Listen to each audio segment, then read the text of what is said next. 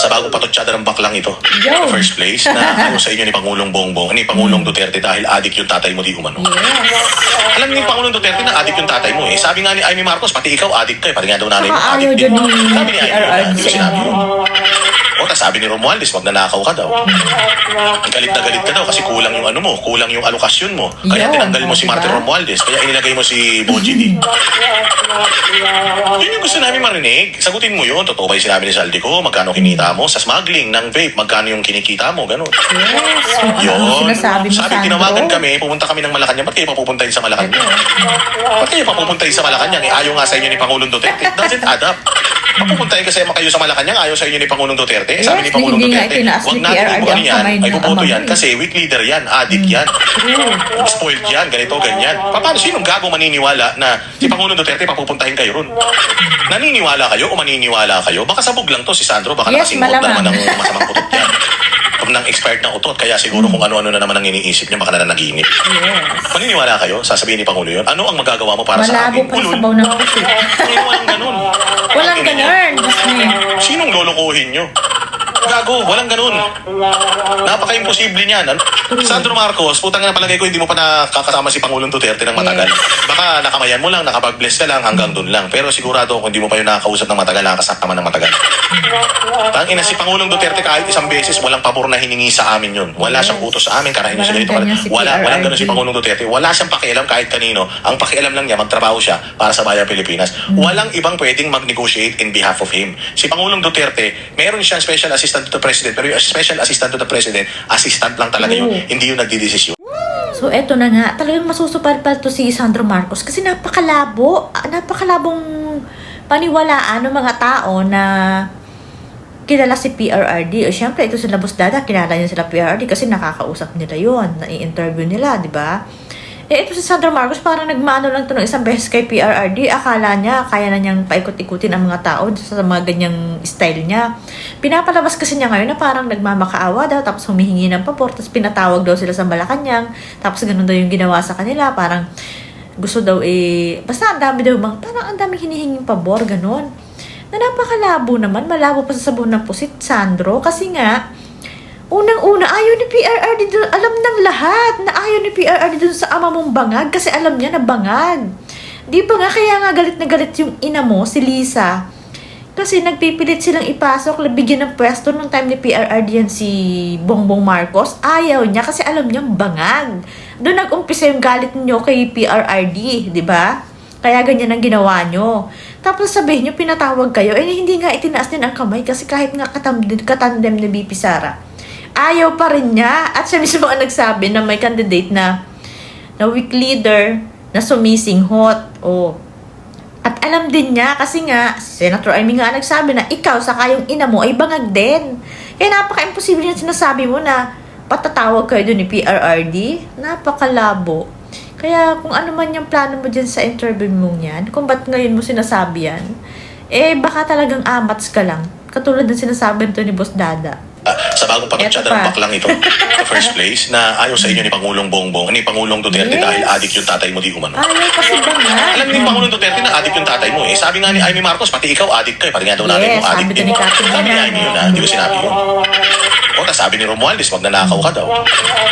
Galit na galit ka daw kasi kulang yung ano mo, kulang yung alokasyon mo. Kaya diba? tinanggal mo si Lalo Martin pang Romualdez, nabukid. kaya inilagay mo si Boji D.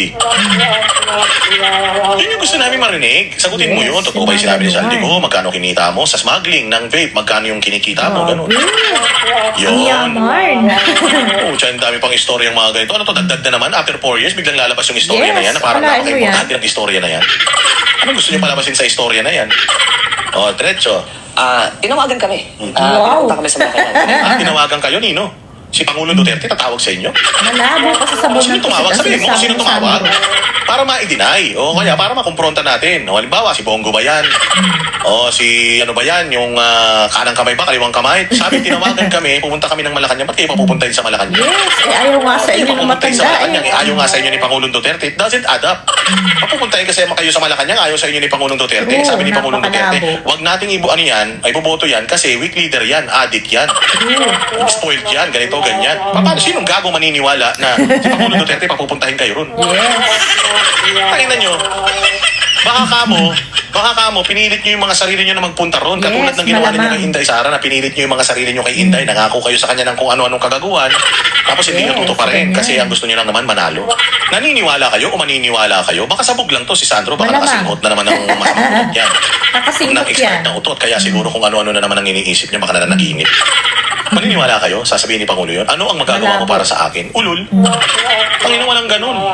Hindi pwede mangyari yun. Si Pangulong Yes, Duterte. walang ganun. Si Pangulong Duterte, alam mo ba, si Pangulong Duterte, mga bossing, ha? Never yan nang hingi kay Pastor Apollo Kibuloy, ng pera. Yes, totoo. Never. Sinasabi yan ni Pastor. Never. Kahit isang kusing, walang hiningi yan si Pangulong Duterte. Pagka ganyang mga eleksyon, gusto nga daw ni Pastor na tulungan siya sa kanyang kampanya. Ayaw daw ni Pangulong Duterte. Ayaw nga tumanggap ni Pangulong Duterte ng campaign donation galing sa mga Lopez ng ABS-CBN. Yes. Kayo pa, mga magnanakaw na Marcos, tatanungin niya kung ano ang magagawa mo para sa amin. Ang ina niyan. Sinong lulukuhin nyo? Gago, walang ganun. Napaka-imposible niyan. May masabi na lang Hindi mo talaga kami itong mabubudol, mga Charis na ugag. But that's a clue. He's Ay, clue pa si Gago. Bakla ka? Yes, yan. Kung siya may pa-blind item pa si Tanga, kung siya kung talagang matapang ka, papangalanan mo kung sino yan. Yes, makaarte Sandro ka Marcos, pa. putang na palagay ko, hindi mo pa Sandro. nakakasama si Pangulong Duterte ng matagal. Baka nakamayan mo lang, nakapag-bless ka Yes. lang hanggang doon lang. Pero sigurado kung hindi mo pa yun nakakausap ng matagal, nakakasakta man ng matagal. Tangina si Pangulong Duterte kahit isang beses, walang pabor na hiningi sa amin yun. Wala Yes, siyang utos sa amin. hindi siya Kaya hindi mahilig sa ganyan. walang ganun si Pangulong Duterte. Wala siyang pakialam kahit kanino. Ang pakialam lang niya, magtrabaho siya para sa bayang Pilipinas. Walang ibang pwedeng mag-negotiate in behalf of him. Si Yes. Pangulong Duterte, meron siyang special assistant to the president, pero yung special assistant to the True. president, assistant lang talaga yun, hindi yung nagdidesisyon. Uy, Sandro, ano yan? Kaya kinasusupalpal ng mga vlogger, katulad dito ni Boss Dada. Kasi nga, napakalabo at talagang napakasinungaling yung sinasabi mo. Alam ng lahat ng tao na ayaw ni PRRD dun sa ama mong bangag. Di ba nga sinasabi ko nga dati pa na kaya nga nagalit si yung ina mo na si Lisa. Kasi nga, noon pa lang, gusto na niyang ipasok si Bongbong sa pwesto nung time ni PRRD ay hindi niya binigyan kasi nga alam niyang bangag, di ba? Sinabihan daw niya si Bongbong, hindi yan, kasi bangag yan. Tapos ngayon, mapapakalat ka ng ganyan na hingi ng pabor sa'yo si PRRD na pinatawag pa kayo sa Malacanang. Napakalabo, Sandro. Kung ano man yung nasinghot mo na yan para magsalita ka ng ganyan, ako, tigilan mo yan. Masira lalo ang buhay mo. Akalain mo yan, magpapalabas ka ng ganyan, para saan pa? Diba? Ano yon? Hanggang ngayon, talagang gusto nyong tirahin pa rin si PRRD, napakulong nyo na nga. Ano yun, mag-reflect pa din kay BP Sara? Samantalang, ang totoo naman, pinilit nyo lang talaga na, yung mga sarili nyo, pinilit nyo lang kay BP Sara sa mga Duterte. Ayaw sa inyo nung ama, nung matanda Tapos ngayon, pasasamain mo pa ng ganyan. Napakalabong ipatawag kayo nun. Na hindi nga itinaas ni PRRD yung kamay nung ama mo.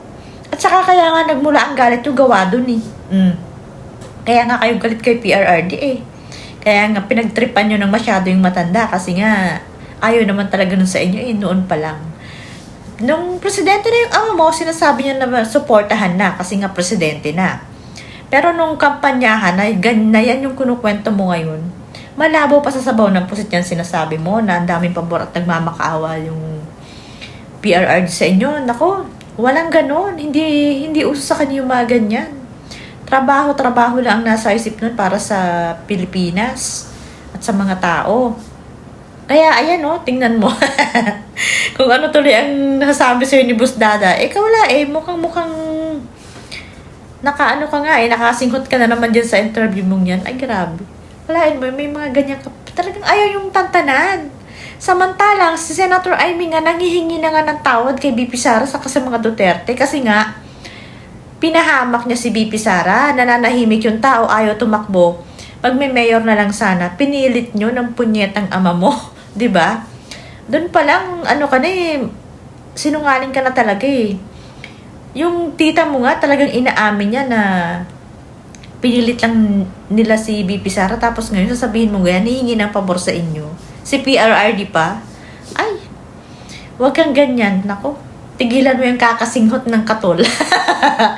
Wala talaga naman, sabi naman talaga ni Senator Amy, ikaw saka yung ina mo, sumisinghot din anong magagawa namin? Syempre, yung ama mo kahit tawagin bangag, okay lang. Kahit ikaw tawagin ka rin bangag, okay lang din. Kasi hindi nyo naman pinapasinungalingan di ba? Hindi nyo naman kaya magpa-hair follicle test. Tapos mag-iinarte kayo pag sinasabihan kayong bangag. O edi, supalpalin nyo yung mga nagsasabi sa inyong bangag. Magpa-hair follicle kayo. Eh, takot na takot kayo eh. Talagang alam niyo magpa-positive siguro kayo, kaya ganyan ang mga asal nyo. Yung ama mo talagang ayaw na ayaw, saka ikaw, di ba? Ay, nako. Grabe, sobrang dami nyo ng pera, wala kayong kasiyahan.